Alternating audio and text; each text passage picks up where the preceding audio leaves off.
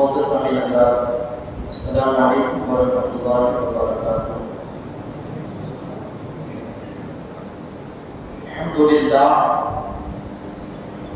الحمدللہ رب العالمین والعاقبۃ للمتقین، والصلاة والسلام علی سید الانبیاء والمرسلین وعلی آلہ الطیبین واصحابہ الطاہرین اجمعین، اما بعد۔ اعوذ باللہ من الشیطان الرجیم، بسم اللہ الرحمن الرحیم۔ اولئک کتب فی قلوبہم الایمان وأیدہم بروح منہ، صدق اللہ العظیم۔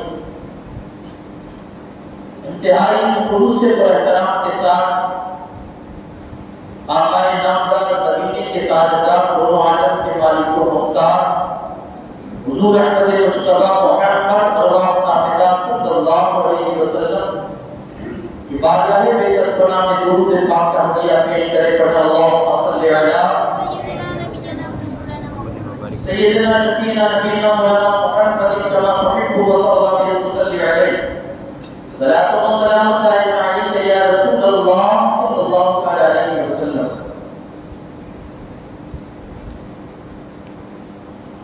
حضرات، خطبے کے بعد جو میں نے آیت کریمہ آپ کے بیچ تلاوت کرنے کی سعادت حاصل کی، اللہ کریم فرماتا ہے کہ یہ وہ لوگ ہیں جن کے دلوں پر اللہ نے ایمان کو نقش کر دیا ہے۔ آج کی اس گفتگو میں دنیا اسلام کی تین ابطلی شخصیات، میری مراد سب سے پہلی شخصیت سرکار امن شہزادہ رسول لخت جگر رسول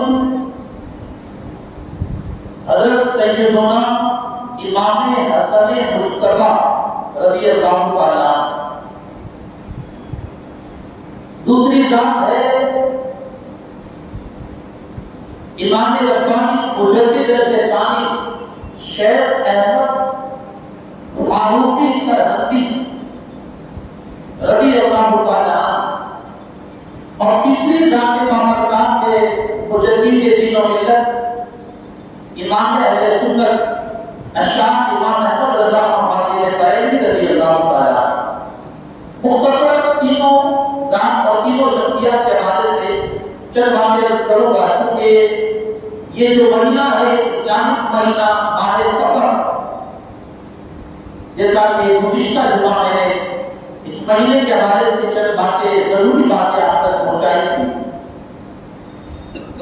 تو اس مہینے میں ان بزرگوں کی تاریخ وفات ہے، تاریخ رسالت ہے، سو مناسب یہ سمجھا کہ آپ کو یاد دہانی کے طور پر یہ یاد دلا دو کہ یہ مہینے میں ان بزرگوں کے ایام ہے اور ان بزرگوں کے دن ہے، تاکہ آپ اپنے گھر میں ان کے لیے کچھ نہ کچھ کر کے ان کے غلاموں میں اپنے آپ کو شامل فرمائیں۔ بات کریں اگر سرکار امر کی، جسے زمانہ حسن مجتبی کے نام سے جانتا اور پہچانتا ہے، کون نہیں جانتا اس شخصیت کو؟ رسول اللہ صلی اللہ علیہ وسلم نے جنہیں اپنا بیٹا کہا ہو، بلکہ روایت میں نے پڑھا تھا کہ امام حسن پاک وہ ذات ہے جس کے بارے میں رسول اللہ صلی اللہ علیہ وسلم نے خود یہ فرمایا تھا، فدا کا امی و ابی، میرے ماں باپ تجھ پر قربان ہو میرے حسن۔ رسول اللہ نے یہ کہا، یہ بہت بڑی بات ہے کہ رسول پاک صلی اللہ علیہ وسلم یہ کہے کہ میرے ماں باپ تجھ پر قربان ہو۔ حضور علیہ السلام نے ایک حدیث میں ان کے حوالے سے یہ بھی فرمایا ہے، یہ میرا بیٹا سید ہے، سید۔ اب سید کسے کہتے ہیں؟ ہمارے یہاں تو جو بلائے کائنات علی شیر خدا سیدہ فاطمہ زہرا سلام اللہ علیہا، ان کی جو اولاد ہے اس کو ہم سید کہتے ہیں. لیکن میں آپ کو بتاؤں کہ سید کسے کہتے ہیں. مختصراً سید کے حوالے سے میں اس کا تعارف آپ کو کر کے بتاؤں. امام نقوی علیہ رحمہ فرماتے ہیں سید کسے کہتے ہیں. فرمایا سید اسے کہتے ہیں جو بھلائی میں اپنی قوم پر فوقیت رکھتا ہو. مطلب جو بھلائی میں اپنی قوم سے ہمیشہ آگے رہتا ہو سید اسے کہتے ہیں. اور سید وہ ہوتا ہے کہ مصیبت اور تکلیف میں جب اس کے پاس فریاد کی جائے تو وہ تمام معاملات کا ذمہ دار بن جائے. دوسروں کی مصیبت خود اپنے سر اٹھا لے سید اسے کہتے ہیں.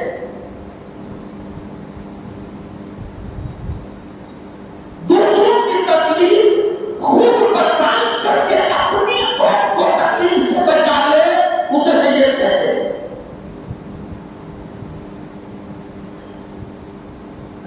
تو فرمانے نبی کا مطلب یہ تھا کہ لوگ اپنی مصیبتوں میں اپنی تکلیفوں میں اس کے پاس فریاد لائیں گے اور یہ ان کے تمام معاملات کا ذمہ دار ہوگا. ان کی تکلیف خود برداشت کرے گا اور قوم کو تکلیف سے بچائے گا. اب یہ فرمان مصطفیٰ کی روشنی میں آپ امام حسن کی زندگی دیکھیے. یہ امت فتنے کے ڈگر پر تھی.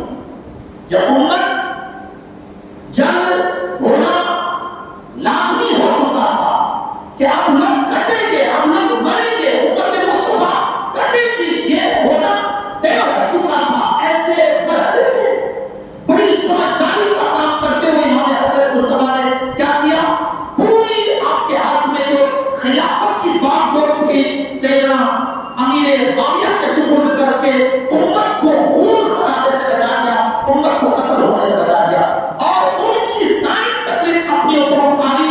اسی وجہ سے میرے مصطفیٰ نے کہا تھا یہ میرا بیٹا سید ہے, سید دوسروں کی تکلیف خود اٹھا لیتا. یہ ذات ہے امام حسن مصطفیٰ رضی اللہ تعالیٰ عنہ. بعض علماء نے یہ بھی کہا ہے سید اسے کہتے ہیں جو غصے کو عقل پر کبھی بھی غالب نہ آنے دے, ہمیشہ اس کی عقل ہمیشہ درست فیصلہ کرتی ہے. غصہ کبھی بھی اس کی عقل کو مغلوب نہ کرے. سید وہ ہوتا ہے. اب آپ دیکھیں امام حسن مصطفیٰ کی زندگی کو.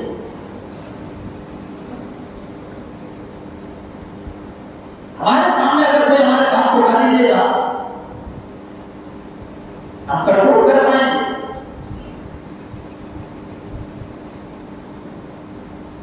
ہم بھی اس کی ماں بہنیں کر رہے ہیں اور جتنی گالیاں آتی ہوگی شاید ایک بھی نہیں چھوڑے. لیکن تاریخ گواہ ہے, اتہاس کے پنوں پر یہ بات لکھی ہوئی ہے.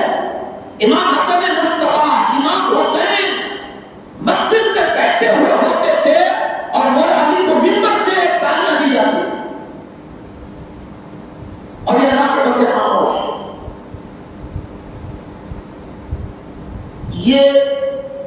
یہ جو وہ ہے نا سیرت اور یہ جو صفت ہے نا اللہ کسی کو نہیں دیتا, جس کو کہتے ہیں برداشت کا مادہ, برداشت کرنے کی طاقت اللہ ہر کسی کو نہیں دیتا.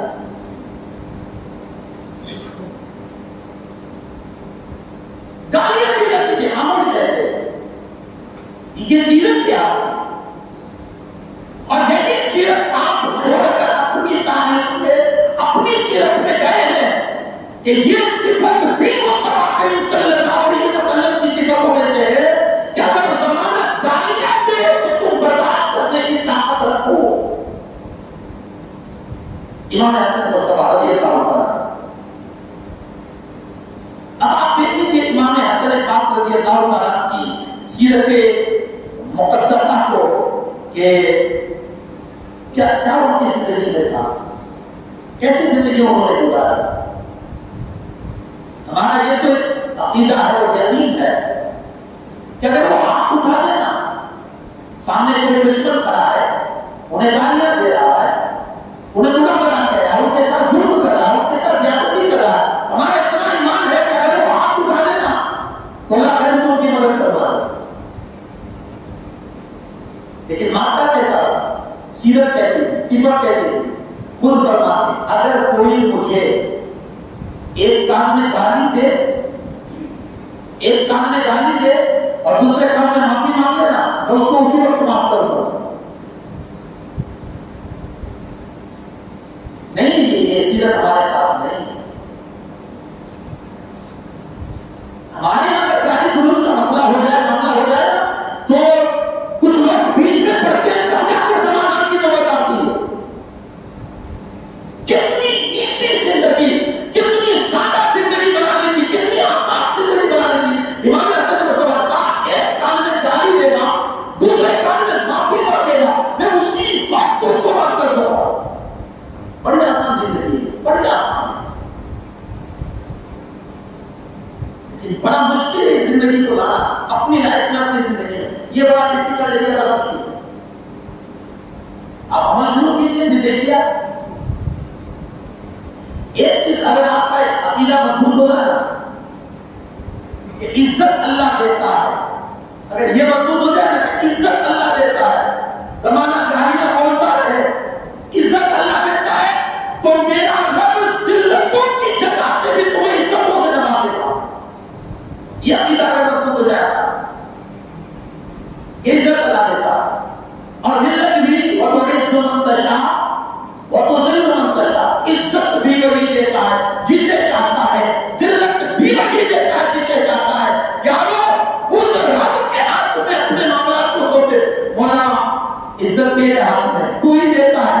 گالیاں بولتے رہے بولنے والے، تو پھر یارو اللہ ہر جگہ سے تمہیں عزتوں سے نوازے گا، ہر جگہ سے عزت. یہ سیرت اپنے اندر پیدا کرے. امام حسن مصطفیٰ کی گالیاں سن کر بھی دعائیں دیتے تھے، معافیاں دیتے تھے. ایک حدیث مبارکہ ہے، شاید میں نے آپ کو عرض کی ہو، بیان کی ہو. وہ حدیث سے دو چیزیں جس بندے کو مل جاتی ہیں نا، دو چیزیں، اسے سمجھ لو دنیا کی ہر چیز میں، ہر نعمت میں دو چیزیں. جس بندے کو دو چیزیں مل جائے اسے دنیا کی ہر نعمت مل جائے. ایک یقین، یقین کی دولت نہیں ہے ہمارے پاس. ایمان ہے بٹ یقین نہیں. یقین جس کو کہتے ہیں،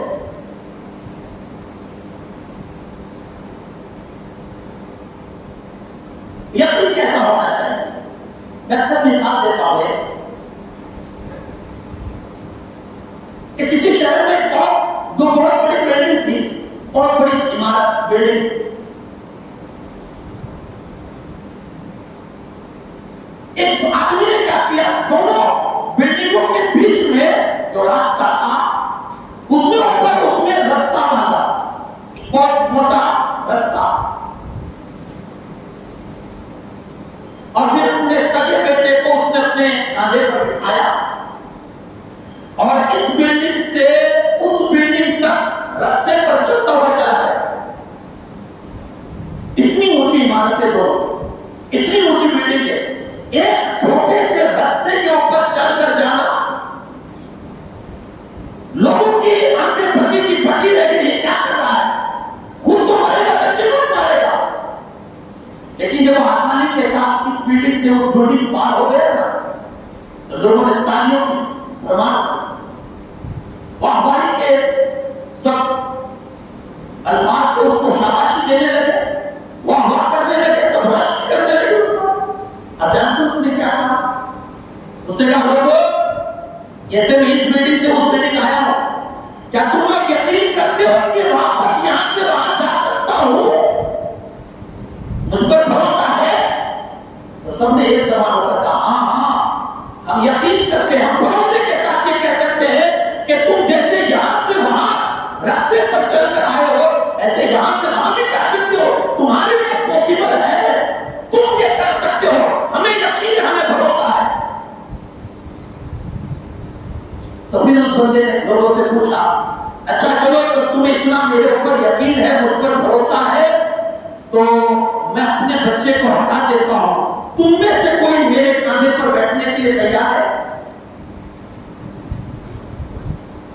تم میں سے کوئی میرے کاندھے پر بیٹھنے کے لیے تیار ہے؟ سب کے سر جھک گئے، سب کے سر جھک گئے۔ ہم مانتے ہیں کہ آپ یہ کر سکتے ہو، ہمیں یقین ہے، بھروسہ ہے، لیکن ہم بیٹھنے کے لیے تیار نہیں ہے، یہ ہمارا یقین ہے۔ خدا کی ذات پر ہمارا یہی یقین ہے، یقین کمزور ہے۔ فرمایا جسے یہ چیز مل جائے نا، یقین کی دولت کا، سب مل جائے، سب مل جائے۔ اور دوسری چیز ہے معاف کرنے کی دولت، یہ بھی ہر کسی کو اللہ نہیں دیتا ہے۔ ہم تو یہاں اتنے پتھر بھی ہو چکے ہیں کہ ہم نے جنازوں کو بھی حرام کر دیا ہے، جنازوں کو حرام کر دیا ہے۔ تیرا جنازہ مجھ پر حرام، تو مر جائے گا، میرا کانا تجھے نصیب نہیں، میرا کانا بھی تجھے نصیب نہیں ہوگا۔ ہم نے تو یہاں تک کی سخت باتیں کر دی، ہم نرم نہیں ہیں، ہم نہیں بننا چاہتے نرم، ہم اتنے سخت ہو چکے ہیں۔ پڑھیے ان کا اتہاس، پڑھیے ان کی زندگی، جو یہ کہتے ہیں ایک کان میں گالی دے، دوسرے میں معافی مانگے میں معاف کرنے کے لیے تیار، یہ زندگی میں آئیے، پھر زندگی کا مزہ دیکھے کیا ملتا ہے۔ یہ امام حسن مصطفیٰ کی زندگی ہے، مختصراً کبھی ایسا موقع نہ تو اس پر اور بھی گفتگو ہو سکتی تھی۔ دوسری ذات جو میں بتانا چاہتا ہوں، اللہ کریم ان کی سیرت اپنانے کی ہمیں توفیق عطا فرمائے۔ دوسری ذات ہے جن کو زمانہ امام ربانی کے نام سے جانتا ہے۔ ہمارے دورانی والے بڑے شاعر تھے اور بڑے عاشق تھے ان کے، آپ دیکھیں گے شاید فوج در فوج اور جماعت کی شکل میں آپ کو ان تاریخوں میں 28 تاریخ کو آپ کا عرص آتا ہے، ان تاریخوں میں آپ کو دھوراجی صحیح پنجابی میں نظر آئے گا، یعنی اتنی عقیدت وہاں پر، اللہ سلامت رکھے۔ لیکن کاش کے جو ان کی زندگی ہے وہ بھی آئے، جیسے عقیدت آئی ہے ویسے زندگی میں ان کے حال اندر آئے، یہ بھی کوشش کریں۔ زندگی کیا ہے؟ آپ نے سنا ہوگا آپ کے زمانے میں، امام ربانی کے زمانے میں اکبری فتنہ عروج پر تھا۔ اکبری فتنہ کیا تھا؟ مغلیہ بادشاہ تھا اکبر، نیا دین اس نے بنایا، نیا دین، اور بہت ساری شریعت کے خلاف جو اس میں کام ہوتے ہیں اس نے اپنی سلطنت میں اس کو رواج دیا تھا، اس کو رواج۔ اکبر وحدانیت پر اٹیک ہو رہا تھا، اللہ کی ذات پر اٹیک کیا جا رہا تھا۔ امام ربانی کھڑے ہوئے اور آواز بدل، تنہا، لیکن عقیدہ اتنا مضبوط تھا، وہ جال حق وزحق الباطل ان الباطل کان زہوقا۔ قرآن کہتا ہے جب حق آیا ہے نا، باطل مٹایا، باطل کو مٹنا ہی تھا۔ جب حق آیا، سامنے فوج ہے، بادشاہ ہے، لشکر ہے، ہتھیار ہے، سواریاں ہے، سب کچھ ہے، اور آگے اس کے پاس لڑنے کے لیے، اور ادھر طرح ایک ذات ہے جسے امام ربانی زمانہ کہتا ہے، لیکن بندہ کھڑا ہوا اس یقین کے ساتھ، کوئی ہو نہ ہو، لشکر ہو نہ ہو، میرا خدا میرے ساتھ ہے۔ اکبر کیسے کو جھکا دیا اور اس کے فتنے کو ہمیشہ کے لیے تباہ دیا، ختم کر دیا۔ یہ امام ربانی کی ذات کے اقدس ہے۔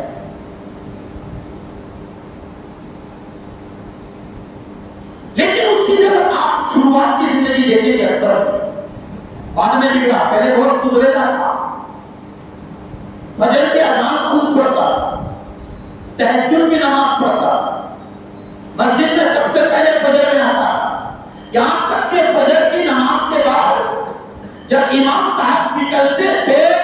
تو یہ اکھنڈ بھارت کا بادشاہ، اکھنڈ بھارت کا بادشاہ یہ امام کے جھوٹے سے ہی کرتا،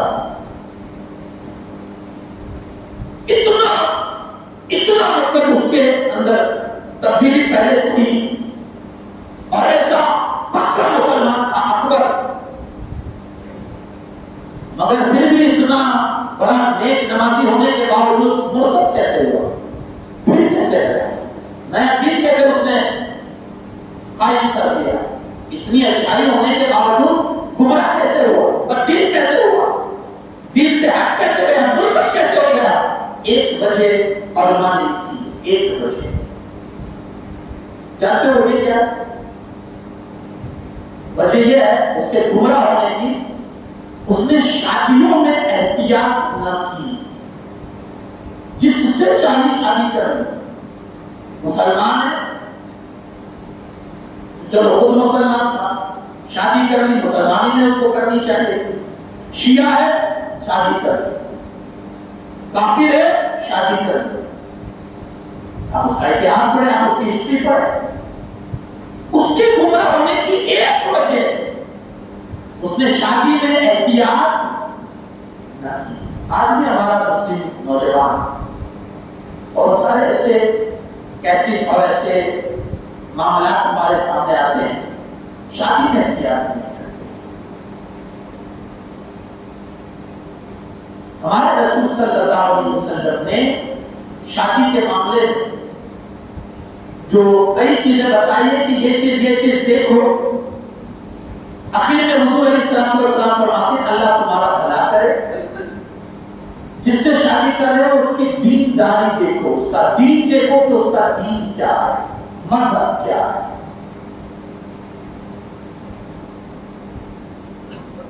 آپ میں اتنی طاقت نہیں کہ آپ کسی کو سدھار دو، ارے میں ہمارا خود کا ٹھکانا نہیں، دوسروں کو کیا سدھارے؟ آپ نوجوان بڑے کانفیڈنس سے کہتے ہیں نا ہمارے پاس آئے مطلب وہ ہو جائے گا۔ میں محمد دار سے بات کر رہا ہوں، آپ سمجھ رہے نا؟ ہمارا خود کا ٹھکانا نہیں، دوسروں کی گارنٹی نہیں ہے بیٹے، میں یہ کر ڈالوں گا، اس کو میں یہ کر ڈالوں گا۔ اب وہ توفیق اللہ کے ہاتھ میں ہے، اس سے بھی انکار نہیں، توفیق اللہ کے ہاتھ میں، وہ جسے چاہتا ہے توفیق عطا فرماتا ہے، ہدایت دیتا ہے، وہ جسے چاہتا ہے گمراہ کے راستے پر ڈال دیتا ہے، توفیق اس کے ہاتھ میں۔ لیکن احتیاط اکبر کے بھٹکنے کی ایک وجہ تھی، وہ یہ تھی کہ اس نے شادیوں میں احتیاط نہ کی تھی۔ امام ربانی کھڑے ہوئے، اس نے جب دین اکبری، دین الہی جب اس نے قائم کیا تو اس میں بہت ساری برائیاں تھیں، کبھی موقع رہا تو اس پر گفتگو کریں گے۔ تو امام ربانی کھڑے ہوئے تو اکبر کا انتقال ہوا، اس کے بعد جہانگیر تخت پر بیٹھا تو اس نے بھی اپنی باپ کی روش پر عمل شروع کیا۔ امام ربانی کھڑے ہوئے، کچھ لوگوں کے بہکانے پر امام ربانی کو جیل میں ڈال دیا ہے، جیل، اور جیل بھی وہ سلیکٹ کی گئی، پسند کی گئی جس میں کرمنل لوگ تھے، بڑے بڑے مجرم تھے، اس جیل میں امام ربانی کو ڈالا گیا۔ مختصر بتا رہا ہوں، اس کے بعد جب جہانگیر کو عقل آئی اور خواب میں رسول اللہ صلی اللہ علیہ وسلم تشریف لائے اور اس کو تنبیہ کی تو جہانگیر نے امام ربانی کو چھوڑنے کی بات کہی، معافی مانگی کہ میں آپ کو جیل سے رہا کرنا چاہتا ہوں۔ آپ نے کہا جب میں جیل میں آیا تب تو تنہا آیا تھا، لیکن اب نکلوں گا تو اکیلے نہیں، جیل میں جتنے میرے ساتھی ہیں سب کو ساتھ لے کر نکلوں گا۔ جہانگیر نے کہا وہ بڑے بڑے مجرم ہیں، کسی نے اتنے قتل کیے، کسی نے یہ کر ڈالا، کسی نے وہ کر ڈالا ہے، ان کو ہم چھوڑیں گے، ان کو باہر نکالیں گے تو پھر یہ کرائم کریں گے، پھر یہ جرم کریں گے، پھر یہ فتنہ اور فساد مچائیں گے، حضور ان کو رہنے دیا جائے، آپ کو رہا کرنے کی بات ہم کرتے ہیں۔ آپ نے کہا نہیں، میں اسی شرط پر رہا ہوں گا، میں اسی شرط پر جیل سے باہر نکلوں گا جب میرے ساتھ سارے لوگوں کو چھوڑا جائے۔ انہوں نے ریکویسٹ کی حضور یہ بڑے مجرم ہیں، امام ربانی نے کہا بڑے مجرم تھے، کرمنل تھے، جب جیل میں آئے تھے، اب جب میرے ساتھ نکل رہے اللہ نے ہر کسی کو ولایت کا درجہ عطا فرما دیا۔ سبحان اللہ۔ یہ ایک ولی کی سنگت کا اثر تھا۔ کسی نے کہا نا ولی، ہاں ولی کی صحبت یہ آدمی کو کیمیا بنا دیتی ہے. کیمیا صحبت صالح اچھوں کی صحبت میں بیٹھو اللہ تمہیں بھی اچھا بنا دے گا. ہاں جب عطر والے کے پاس بیٹھو گے خوشبو آئے گی, ضرور آئے گی. عطر خریدو یا نہ خریدو. اور جب پٹی والے کے پاس بیٹھو گے تو اگرچہ تمہارا دامن چلے نہ چلے لیکن کپڑے گندے ہونا یقینی ہے. اس لیے اچھوں کی صحبت اختیار کرو, اللہ تمہارے دل میں اچھائی پیدا کر دے. امام ربانی کی وہ ذات اقدس ہے, مختصر عرض کر رہا ہوں. اور آخری ذات ہے وہ ہے امام اہل سنت فاضل بریلوی اعلیٰ حضرت علیہ رحمۃ اللہ علیہ کی ذات اقدس. ان پر مکمل تو گفتگو انشاءاللہ آپ کل تشریف لائیں. ظہر کی نماز جمعہ مسجد میں پڑھیں. ظہر کی نماز آپ جمعہ مسجد میں پڑھیں انشاءاللہ. خاص عرس رضا جو رضوی کمیٹی کی طرف سے جو ہر سال منایا جاتا ہے انشاءاللہ کل بھی ہے, تو 12:30 سے لے کر 1 بجے تک وہاں انشاءاللہ ختم ہوگا. اور 1 بجے اذان ہے, 1:15 بجے جماعت ہوگی ظہر, اور 1:30 بجے سے 2:30 بجے تک انشاءاللہ تقریر کا پروگرام ہے. گفتگو انشاءاللہ رہے گی. کوشش یہ رہے گی میری کہ اعلیٰ حضرت کی زندگی پاک کے حوالے سے آپ کو کچھ میں باتیں عرض کروں گا. تو اگر وقت رہے ضرور تشریف لائیں. کل جمعہ مسجد ظہر کی نماز آپ جمعہ مسجد میں انشاءاللہ ادا کریں. تو مکمل انشاءاللہ اعلیٰ حضرت کے حوالے سے اور ایمان کیسا تھا ان کا اور ہمیں کیسا ایمان رکھنا چاہیے انشاءاللہ اس پر گفتگو رہے. ضرور تشریف لائیں اور اپنے دوست احباب کو بھی لائیں. مختصراً عرض کر دوں, اعلیٰ حضرت امام ربانی کے زمانے میں اللہ کی ذات پر اٹیک ہو رہے تھے, تو آپ نے دفاع کیا, آپ بیٹھ کر کھڑے ہوئے اور ہر فتنے کا آپ نے مقابلہ کیا. اور اعلیٰ حضرت کی زندگی میں رسول اللہ کی ذات پر اٹیک ہو رہے. کچھ ایسے لوگ کھڑے ہوئے تھے جنہوں نے کہا کہ رسول اللہ کو غیب کا علم نہیں ہے, معاذ اللہ استغفر اللہ. کچھ نے کہا کہ ایسا علم تو اہل غیب سب کو ہو سکتا ہے. یعنی قسم کی بات ہمارے نبی کے علم پر انہوں نے علم کو ٹارگیٹ بنایا اور گستاخیاں کی. کچھ لوگوں نے کہا کہ ہمارے نبی صلی اللہ علیہ وسلم ان کا سایہ تھا, مر کر مٹی میں مل گئے, معاذ اللہ استغفر اللہ. یعنی اعلیٰ حضرت کے زمانے میں ذات مصطفیٰ پر اٹیک ہو رہا تھا. اس وقت ضرورت تھی تحفظ ناموس رسالت کی. اعلیٰ حضرت کھڑے ہوئے, آپ زندگی پڑھیے کیسے ان کو جواب دیا ہے اور کیسے لوگوں کی بول کی بات کی. اعلیٰ حضرت نے پوری زندگی ایک ہی مسئلہ رہا ہے بس اعلیٰ حضرت کا کہ رسول اللہ صلی اللہ علیہ وسلم پر ہونے والے حملوں کو اس کا جواب دیا جائے, قرآن شکر جواب دیا جائے اور رسول اللہ کی ذات اقدس کو بچایا جائے ان ظالموں کے حملوں سے, ان کی گستاخیوں سے. اعلیٰ حضرت کی زندگی کا یہی مقصد تھا. اور اسی لیے آپ کیے وہ اعلیٰ حضرت نے شعر بھی کہا نا, انہیں جانا انہیں مانا نہ رکھا غیر سے کام, للہ الحمد میں دنیا سے مسلمان گیا. ایک ہی مسئلہ, اس کی ایک مثال میں آپ کو بتاؤں کیسا. فرمایا نبی کے کپڑوں کو گندا نہیں کہہ سکتے. کپڑے تو ہمارے بھی گندے ہو جاتے ہیں, تو مٹی تو حضور کے کپڑوں کو بھی چھوٹی ہوگی, لگتی ہوگی.